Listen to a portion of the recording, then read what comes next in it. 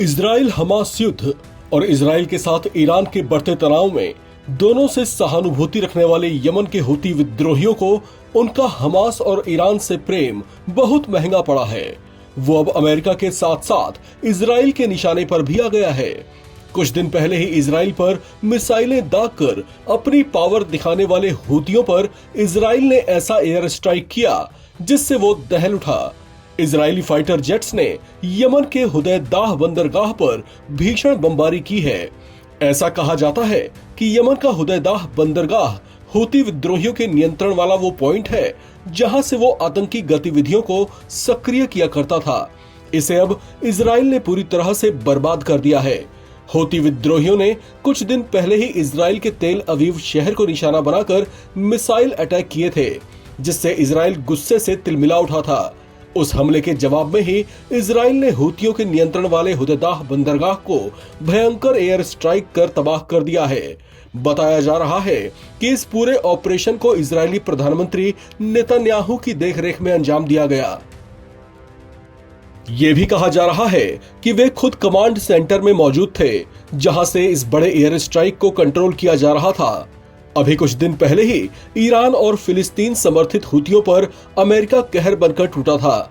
ये वही हूती विद्रोही हैं जो इजराइल और फिलिस्तीन के हमास लड़ाकों के बीच युद्ध के दौरान इजराइल को आंखें दिखा रहे थे और हमास को बैकडोर सपोर्ट भी कर रहे थे। उन्हीं हूती विद्रोहियों को निशाना बना बनाकर कुछ दिन पहले अमेरिकी वायुसेना के विमान भी उन पर मिसाइलें दाग रहे थे। यमन में अमेरिका की ऐसी ताबड़तोड़ एयर स्ट्राइक में करीब 30 से 35 लोगों की मौत हो गई थी, जिसके बाद हमले से तिलमिलाए यमन के हूती विद्रोहियों ने भी अमेरिका को खुल्लम खुल्ला धमकी दे डाली थी। यमन के अल हूती चरमपंथी नेता अब्दुल मलिक ने अमेरिका के ऐसे हमलों को चुनौती मानते हुए अपने लड़ाकों को संबोधित किया था। अपने भाषण में अब्दुल मलिक ने कहा था कि अगर अमेरिकी राष्ट्रपति डोनाल्ड ट्रंप हमारी हिम्मत को ललकार रहे हैं तो हूती के लड़ाके उन्हें अपनी हिम्मत जरूर दिखाएंगे। हूतियों के इस तरह के बढ़ते हौसलों को तोड़ने के मकसद के तौर पर इजराइल के इस बड़े एयर ऑपरेशन को देखा जा रहा है। लेकिन अब साथ ही ये चर्चाएं भी गर्मा गई हैं कि इस बड़े हमले के बाद हूती शांत नहीं बैठेंगे और इजराइल से बदला जरूर लेंगे। कुछ समय पहले ही हूती विद्रोहियों ने इजराइल पर बैलिस्टिक मिसाइलें दागी थीं।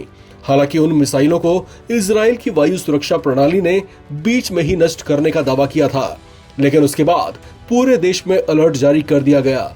संभावना जताई जा रही है कि हूती इजराइल पर इससे भी बड़ा हमला कर सकते हैं। कहा जा रहा है कि वो इससे पहले भी इजराइल को निशाना बना चुके हैं, लेकिन तब वो हमास के पीछे खड़े होकर वार कर रहे थे। लेकिन यमन पर अमेरिका और अब इजराइल के एयर स्ट्राइक के बाद बदले की कार्रवाई तेज कर सकता है।